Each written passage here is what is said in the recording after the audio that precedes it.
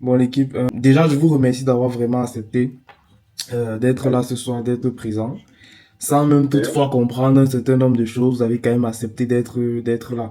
Et pour moi, c'est déjà quelque chose d'intéressant parce que comme je dis toujours, pour moi, j'aime travailler avec des personnes qui ont la vision. Et généralement, l'une des caractéristiques des personnes qui ont la vision, c'est que on n'a pas besoin de trop te parler, mais tu comprends les choses, tu vois. On n'a pas besoin peut-être de te parler forcément d'argent pour que tu puisses te bouger, tu vois. Toi-même, tu vois peut-être le potentiel et puis tu te dis non, il y a quelque chose à saisir là. Et puis tu te mets à fond et tu te dis que non, je suis disponible, je suis là, je veux bosser, tu vois. Et pour moi, vraiment, c'est quelque chose de extrêmement important. Ok, ok, merci pour vos présentations. Bon, là maintenant, on entre directement dans le vif du sujet. Je vais vous expliquer. L'idée de cette rencontre, c'est pas qu'elle soit longue, pas nécessairement. C'est juste que voilà, on puisse déjà planter le décor dans un premier temps. Et puis je vous explique que, comme je dis toujours, la vision, parce que les gars, c'est vraiment ça le plus important. Donc, de base, comment est-ce que l'agence débute? Donc, comme je vous disais, moi j'ai lancé ce projet, cette activité depuis un moment. Et à la base, ce que moi je faisais, ça c'était quand j'étais encore au Cameroun, parce qu'actuellement je suis en France pour terminer mes études. Mais quand j'étais encore au Cameroun, et quand justement j'ai commencé la création de contenu, parce que c'est depuis le Cameroun que moi je crée du contenu. Et quand j'ai commencé, donc j'avais déjà un peu de résultats et tout. J'avais quand même déjà de l'expérience dans ce que je faisais. Donc du coup, je me suis dit pourquoi pas, en termes d'activité, pourquoi pas essayer donc de proposer cette expertise que j'avais donc sur les réseaux aux entreprises. Donc, c'est-à-dire aux personnes là qui avaient besoin de communiquer, par exemple, sur leur page Facebook. Au départ, c'est vraiment la création de contenu sur Facebook. Parce que, comme je vous disais aussi, moi, j'ai commencé sur Facebook et c'était vraiment la plateforme que je maîtrisais le mieux. Et donc, ce que je faisais, donc, ce que je proposais aux entreprises ou aux personnes qui voulaient animer leur page, je leur proposais que, bon, ok, vous me confiez votre page, peut-être avec, voilà, le paiement se faisait de façon mensuelle. Et moi, je gérais la page, je faisais des textes, je faisais des articles, bref, je rédigeais vraiment des, des publications qui avaient trait, n'est-ce pas, au business de la personne pour pouvoir promouvoir ses services et créer une communauté autour des services que propose l'entreprise en question. Donc, c'était vraiment ça ma mission. Sauf que, lorsque donc je décide de quitter le Cameroun pour venir en France, pour terminer les études, ce qui se passe, c'est que je me rends compte que le marché ici est différent. Parce que moi, quand je venais, l'une de mes ambitions pour moi, c'était de travailler désormais avec les personnes de la diaspora. Pourquoi? Parce qu'il y a un gros avantage. Le gros avantage, c'est que tu es payé en euros et que tu as la possibilité de facturer un peu plus cher tes services. Donc, donc l'idée, c'est vraiment pour moi de vraiment commencer à travailler avec les personnes d'ici de la diaspora, me faire un nom, me faire une réputation et puis continuer à structurer le business. Donc, sauf que, entre temps, je me suis rendu donc compte que le service de base que je proposais, c'était pas un service qui intéressait les gens ici. Parce que ici, les plateformes de prédilection, c'est pas Facebook. Facebook ici n'est pas une plateforme de prédilection. C'est beaucoup plus en Afrique qu'on utilise beaucoup Facebook. Mais ici, ça va être plus Instagram, ça va être plus YouTube, ça va être aussi TikTok. Donc, ça va être vraiment des plateformes que quand vous allez regarder, ce sont des plateformes qui sont axées création de contenu vidéo. Parce que il faut rappeler que quand je publiais quand j'animais les pages sur Facebook, c'était des textes que moi je faisais, en gros. C'était du copywriting. Voilà, pour être encore plus précis. Donc, je faisais du copywriting, donc je rédigeais des articles, je rédigeais des textes. Sauf que sur Instagram, tu peux pas te démarquer en rédigeant des textes. Sur YouTube, tu peux pas te démarquer en rédigeant des publications. C'est impossible. Il faut que tu fasses la vidéo. Et pour faire la vidéo, ça implique quoi? Ça implique que non seulement une bonne qualité vidéo, mais aussi un bon montage vidéo derrière. Je pense que vous commencez à comprendre donc où est-ce que je suis en train d'en venir. Donc, ce qui fait que j'ai complètement donc switché en réalité l'offre que je proposais. Et j'ai décidé de proposer maintenant un accompagnement sur le personal branding. En fait, ça veut dire quoi? Ça veut tout simplement dire que je cible uniquement les entrepreneurs, les chefs d'entreprise. Et j'accompagne ces personnes-là à travailler leur personal branding sur les réseaux sociaux. Quand je parle de personal branding, je parle, vu que on est sur les réseaux sociaux, et vu que quand on est sur les réseaux sociaux et qu'il faut publier du contenu, si je parle du personal branding, ça veut dire améliorer en réalité la qualité du contenu qui est publié. Et qui dit amélioration de la qualité du contenu qui est publié, ça veut dire que déjà, il faut améliorer la qualité de la vidéo, améliorer la qualité du montage, faire en sorte que la personne, l'entrepreneur ait une identité visuelle. Donc ça veut dire ça va passer peut-être par les polices qu'on va utiliser, par des couleurs qu'on va retrouver sur son feed. Donc on va aller dans son compte par exemple Instagram. Là je prends par exemple le cas d'Instagram. Dès qu'on va entrer dans le compte, on va se rendre compte que ok, la personne utilise toujours un certain type de couleur, un certain type de police. En fait, ça crée ce professionnalisme-là. Et c'est justement ça que j'ai envie du moins, c'était vraiment ça, mon idée et l'ambition que j'avais derrière le service que je proposais. Et pourquoi est-ce que je ne voulais pas être une simple agence classique? Parce que j'aurais pu bien dire que, ok, confiez-moi vos vidéos, je monte vos vidéos, parce que moi aussi je fais du montage vidéo. J'aurais juste pu dire que on est une agence de montage vidéo classique, un peu comme ce que tout le monde fait. Donc, c'est-à-dire, ok, il a des monteurs, lui aussi peut-être il fait le montage, et puis il essaie de contacter des créateurs de contenu pour leur proposer des services de montage vidéo. Mais sauf que là, c'est pas très intéressant. Pourquoi? C'est pas très intéressant parce que on ne se démarque pas. C'est ça le truc. Parce que tout le monde fait ça. Tout le monde a une agence de création de contenu vidéo.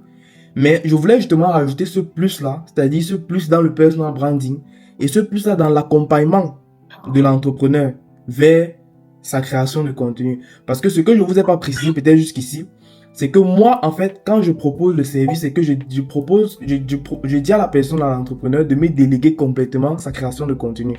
Donc, ça veut dire qu'en réalité, la personne n'a plus à faire les vidéos elle-même. Moi, je me déplace, je pars vers la personne, on tourne les vidéos ensemble. Une fois que, avant même de tourner les vidéos, je propose les idées de vidéos à la personne. Ça, c'est la première étape. Avant même ça encore, je comprends d'abord le business de la personne. Donc, en fait, pour que vous ayez vraiment la chronologie de comment est-ce qu'elle fait les choses, premièrement, je propose d'abord un entretien à la personne où je comprends son activité, je comprends son business. Une fois que j'ai compris son business et où la personne veut aller, je propose des idées à la personne. Une fois que j'ai proposé des idées à la personne, je cale un rendez-vous à la personne. Je demande à la personne de me caler juste 2 heures par mois. Donc, sur tout le mois, je veux juste 2 heures. Pendant les 2 heures là, moi, je vais me déplacer, je vais aller vers la personne. On va tourner les vidéos de tout le mois. Donc, ça fait un rendez-vous où on tourne toutes ces vidéos. Et c'est moi qui tourne les vidéos. J'ai eu à investir également dans un appareil professionnel. Je crois que Sylvie et Steve, vous montez un peu les vidéos. Vous avez vu la qualité un peu des vidéos et tout. Donc, en réalité, c'est un peu cette différence-là que moi j'apporte. C'est-à-dire, je me déplace vers la personne. Et derrière, une fois que j'ai tourné les vidéos, il faut monter les vidéos.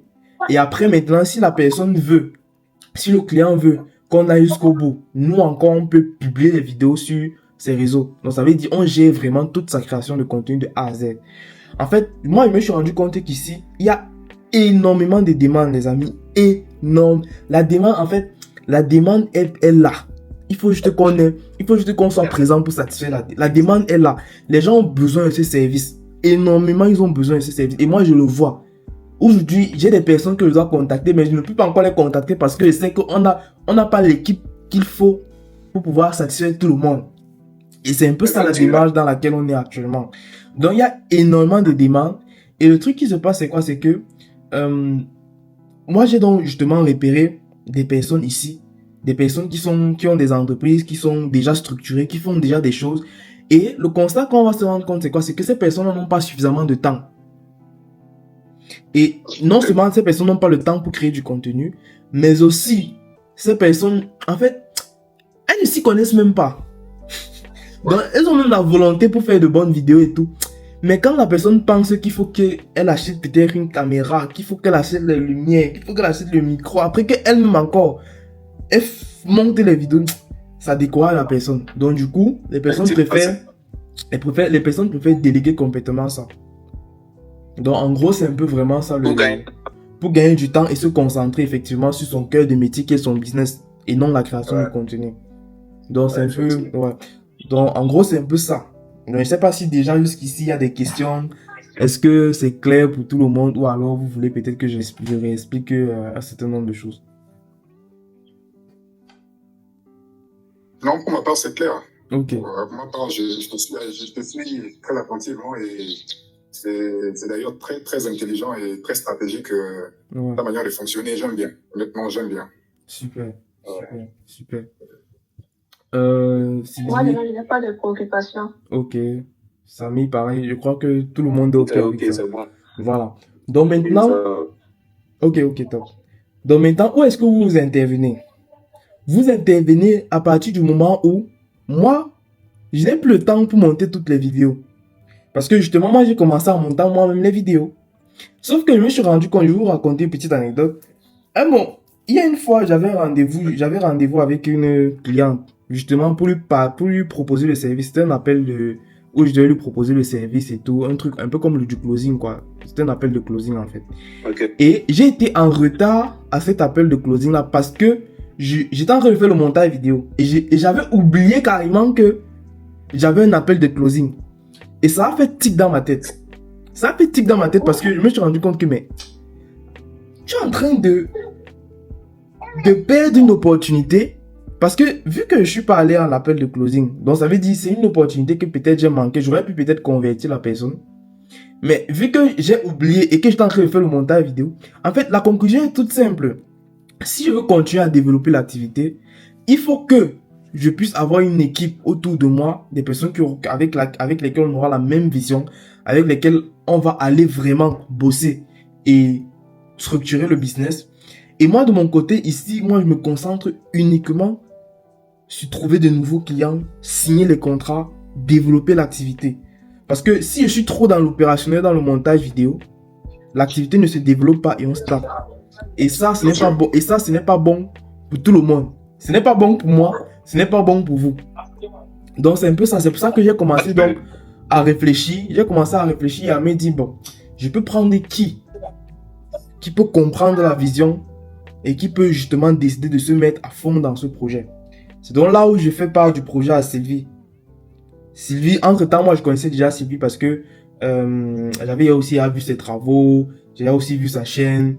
Et je crois, elle était en contact avec l'un de mes monteurs vidéo aussi. Donc, ce qui fait que le contact était très facile. Après, entre-temps aussi, j'étais aussi en contact avec Samy aussi avant. Et il avait aussi à monter quelques-unes de mes vidéos. J'avais aussi un peu vu que voilà, c'est aussi quelqu'un qui est très réactif, très bon. Sachant qu'il monte sur le téléphone. S'il a un ordinateur, comment est-ce qu'il va se comporter, on ne sait pas encore. Et puis, après, j'ai fait part donc du fait que, ok, j'ai fait part du projet à Sylvie. Je lui ai fait comprendre que c'est chaud. Il nous faut encore un autre monteur. Et c'est donc là où Sylvie est certainement venue vers toi, Steve. Et peut-être au départ, on ne t'a pas dit qui était derrière, mais j'espère que j'espère que voilà, tu es peut-être satisfait d'être parmi nous et que voilà, tu souhaites réellement rejoindre l'aventure. Bon, c'est vrai que tu es déjà là, mais je crois que si tu as accepté, ça veut dire que voilà, tu oui, je suis satisfait.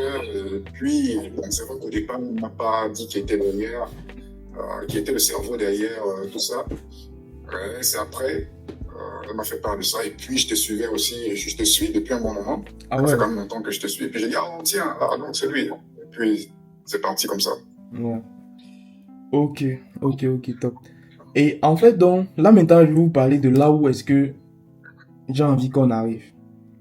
Parce que c'est très, très, très important. Là où est-ce que j'ai envie qu'on arrive, c'est que il faut qu'on soit l'agence numéro 1 dans tout ce qui va être création de contenu vidéo des entrepreneurs.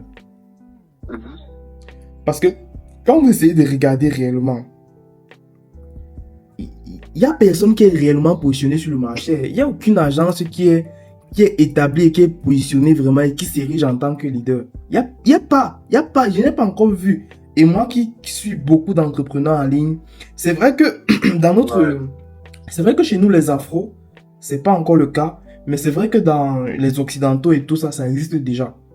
Mais chez nous les Afros, c'est pas encore développé, c'est pas encore le cas. Donc ça veut dire que on a vraiment tout le marché devant nous. Et justement, l'ambition pour moi, c'est déjà de rafler tout ce qui va être le marché afro, quoi. Donc, tu as dit le marché des entrepreneurs afro sur le digital. En réalité, j'ai envie qu'on soit la plateforme ou du moins l'agence qui accompagne les plus grands entrepreneurs afro, dans un premier temps, sur le digital, en ce qui concerne leur création de contenu. Maintenant, dans un second temps, l'idée c'est qu'on s'internationalise aussi et qu'on aille challenger et chercher aussi des entrepreneurs étrangers.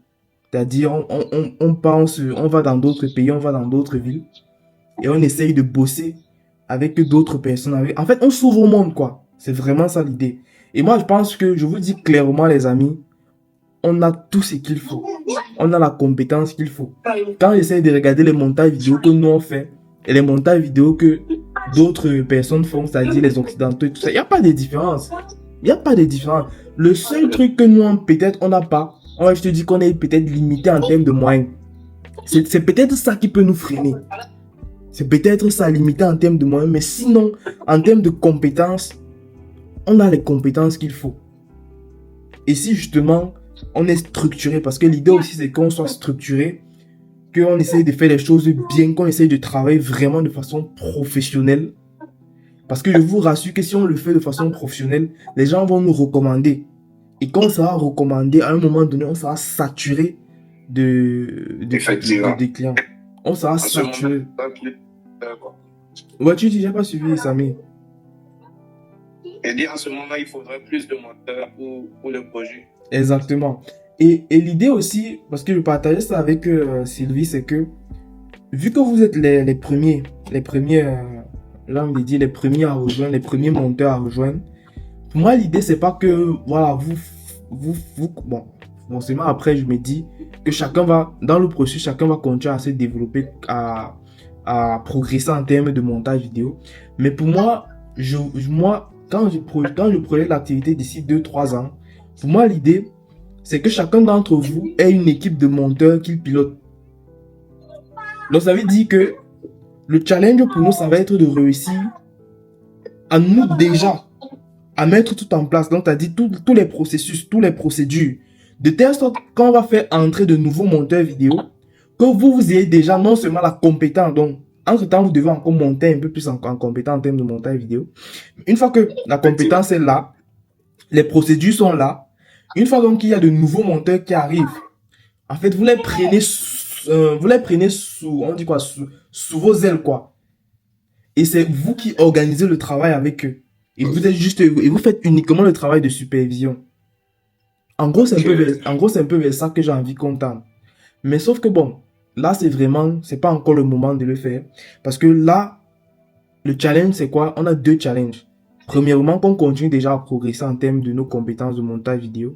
Ça, c'est le premier challenge. Le deuxième challenge, c'est que on puisse établir les processus, les procédures. Vous savez pourquoi c'est important de faire les procédures, les processus? Parce que il faut qu'on ait un standard. C'est un peu comme je vous expliquais tout à l'heure. À chaque client qu'on accompagne, il va falloir qu'on puisse définir un personal branding à cette personne-là. Qui dit personal branding, ça veut dire couleur, ça veut dire style de montage, ça veut dire une façon de... En fait, c'est propre à la personne. Une façon qui est propre à la personne. Ça ne doit pas être un montage vidéo classique qu'on fait. Et c'est ça là où il y a le défi en fait. Vous voyez? Parce que si on est une agence classique de montage vidéo où on nous confie juste les vidéos et puis on monte comme ça avec nos propres trucs là, on fait comme on a l'habitude de faire, vous allez vous rendre compte qu'on ne réussit pas à se différencier.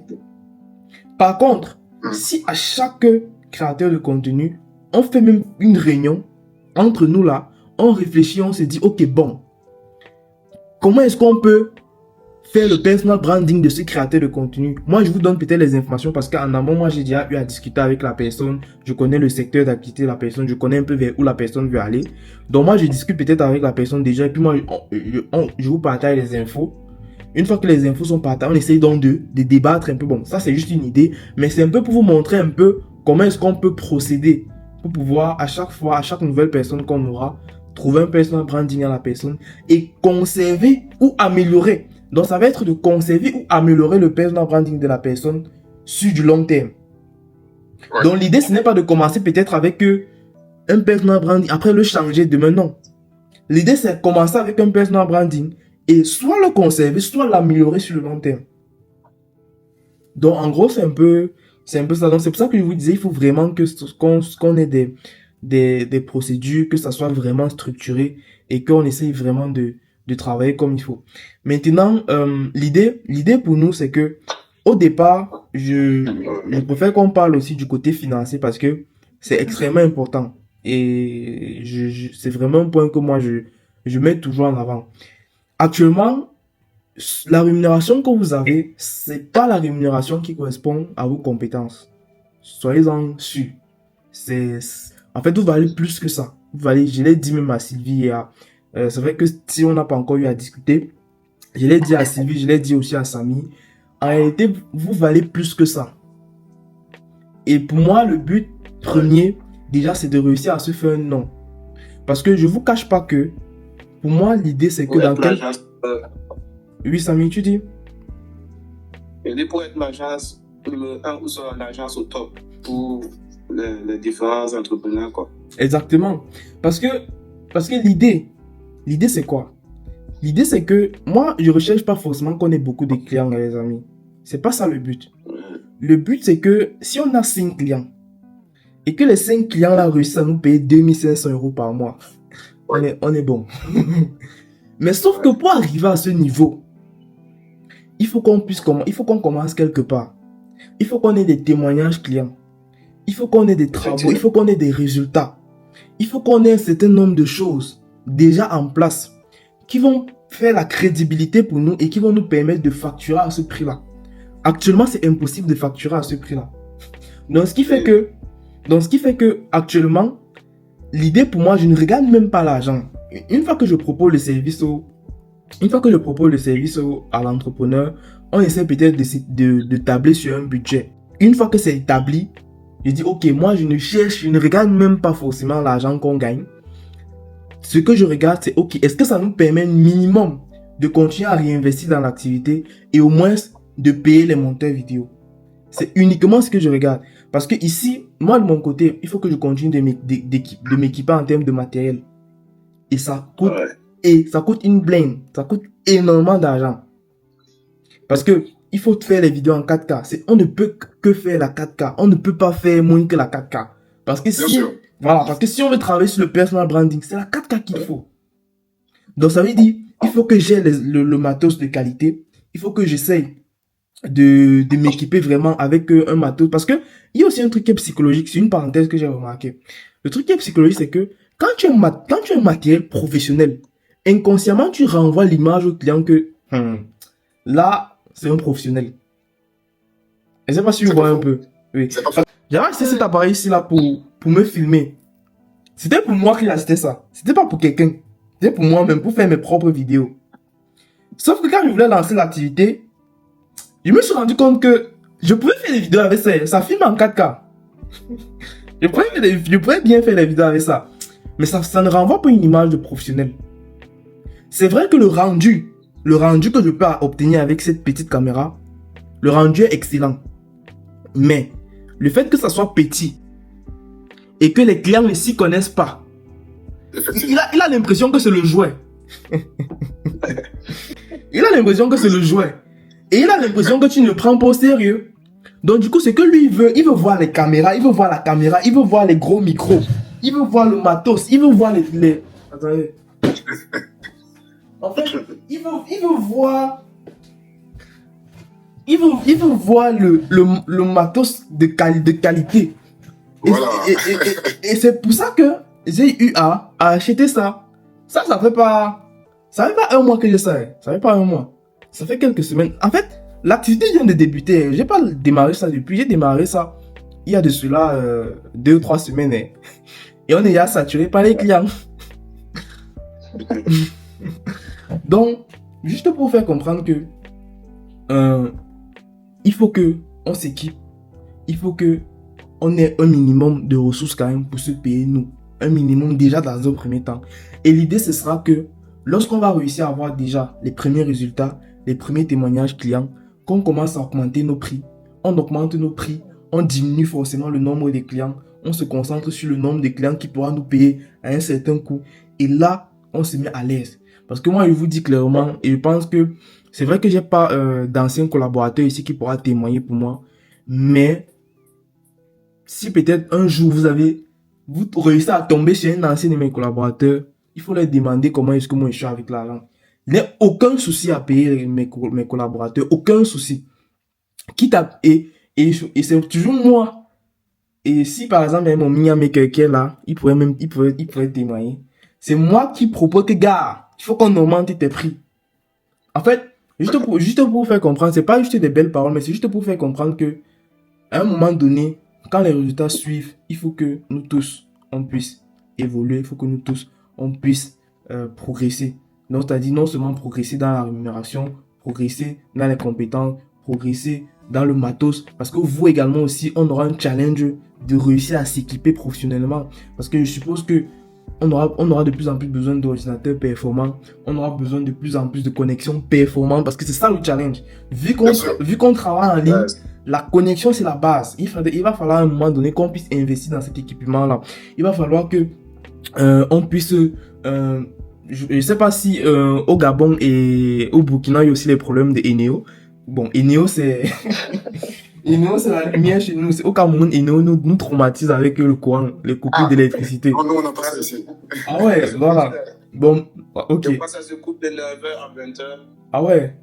Donc, vous voyez qu'on a presque... Bon, c'est vrai que ça peut dépendre d'un pays à l'autre, mais l'idée vraiment, c'est qu'on n'ait plus ce genre de problème qui nous empêche de travailler. C'est vraiment ça le truc. Donc, vraiment, l'équipe, c'est... En gros, c'est vraiment ça. C'est vraiment ça. C'est vraiment ça. Donc, j'ai essayé de vous partager vraiment au maximum la vision pour que vous aussi, vous puissiez vous projeter.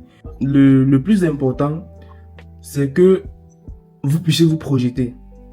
En fait, pour moi, le plus important, c'est que vous puissiez vous dire, ok, là, réellement, j'ai une opportunité de, genre, j'ai pas envie de dire d'intégrer, mais plutôt de contribuer à un projet qui demain peut être plus grand et peut être plus grandiose. Et ça veut donc dire que à partir du moment où vous décidez quand même d'intégrer le truc, de contribuer justement avec votre temps, avec votre compétence, avec votre disponibilité, avec votre génie, avec votre créativité, bah pour moi c'est énorme et j'ai réellement besoin des personnes qui vont croire, des personnes qui vont vraiment se mettre corps et âme et avec qui on va aller chercher des contrats quoi.